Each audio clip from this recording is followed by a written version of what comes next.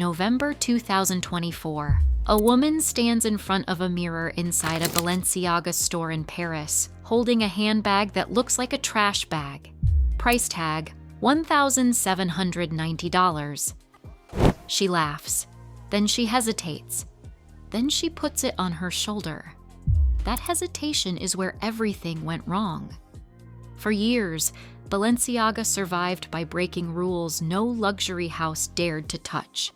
Ugly sneakers, distressed everything. Runway shows that looked like performance art instead of fashion. Critics were confused, customers were divided, the internet was obsessed. Balenciaga didn't care, because controversy worked, until it didn't. What happened next wasn't a scandal, it was a snap. A moment where the internet, the market, and culture all turned at once, and Balenciaga hasn't recovered since. The brand that learned to win by shock. Balenciaga's modern rise wasn't built on craftsmanship. It was built on reaction. Oversized hoodies priced like couture. Sneakers designed to look destroyed. Campaigns that felt more like dares than advertisements. Every piece asked the same question. How far can we go before people stop buying? And for a long time, the answer was farther. The brand trained its audience to equate discomfort with intelligence. If you didn't like it, you didn't get it. If you questioned the price, you were behind. Balenciaga turned confusion into status. But that strategy has a fatal flaw. It only works while people want to play along. When irony became the product at its peak, Balenciaga wasn't selling clothing. It was selling irony. You weren't buying a sneaker, you were buying the joke. You weren't buying a bag, you were buying the audacity. That worked in a cultural moment obsessed with being in on the joke. But irony doesn't age well. Eventually, people stop laughing and start asking why they're paying so much to feel ridiculous. Once that question appears, luxury collapses fast. Because luxury depends on belief, and belief is fragile. The moment the internet turned, when the controversy hit, Balenciaga expected outrage. Outrage had always fueled the brand. What it didn't expect was rejection, not noise, not debate, silence. Celebrities distanced themselves. Influencers deleted posts. Buyers stopped defending the brand.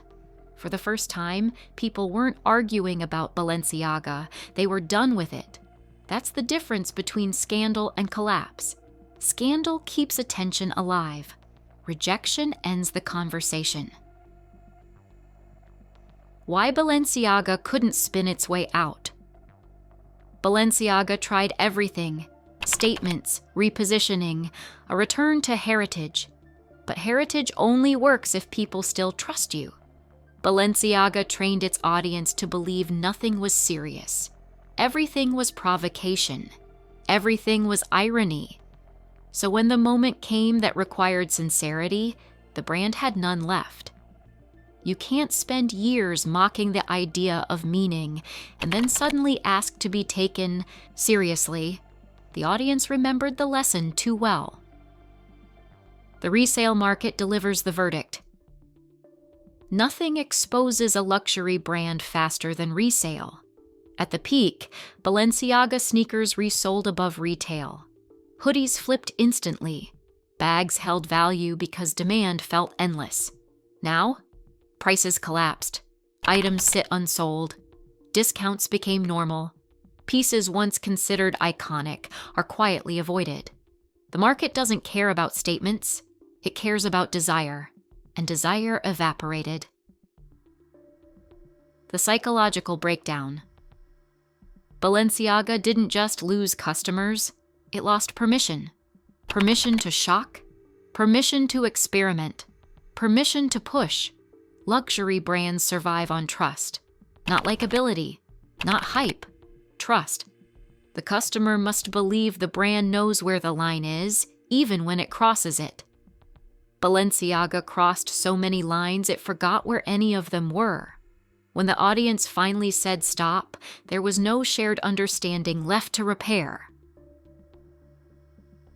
Why this hit harder than any other luxury scandal?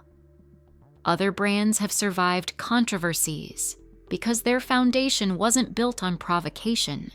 Balenciaga's identity was rebellion, rule-breaking, shock. So when shock became unacceptable, there was nothing underneath.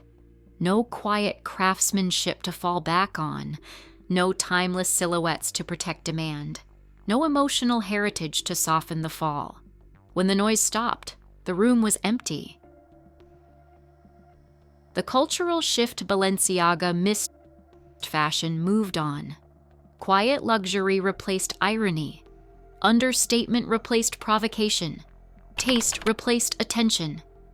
Balenciaga stayed loud in a world that started whispering. That mismatch is fatal.